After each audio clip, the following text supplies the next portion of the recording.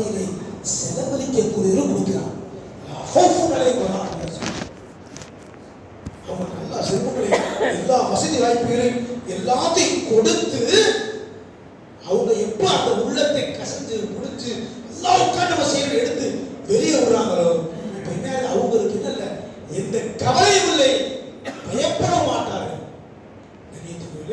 நாம் மதரசாக்கள் இந்த குழப்பமான காலகட்டத்தில் மதரசாக்களை பாதுகாப்பது முக்கியமானது. மதுரை மேலூரில் நாஷர் வரும் அரபிக் கல்லூரி கடந்த 15 வருடங்களாக சிறப்பாக நடைபெற்றுக் கொண்டிருக்கிறது.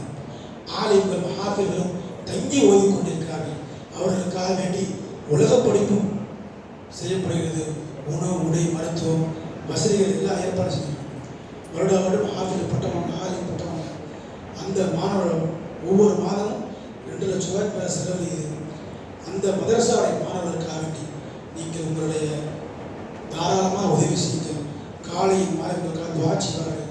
அங்கே இடம் அந்த மதரசாவுடைய வசதிக்காக மதரசா அடியில் இடம் வாங்கப்படுகிறது. அதற்காகவும் நீங்கள் நியத்து வச்சு துவா செய்யுங்க.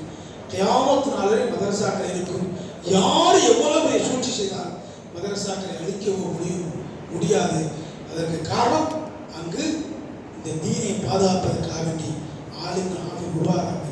அந்த மதரசாக்களை தார உதவி செய்யும்.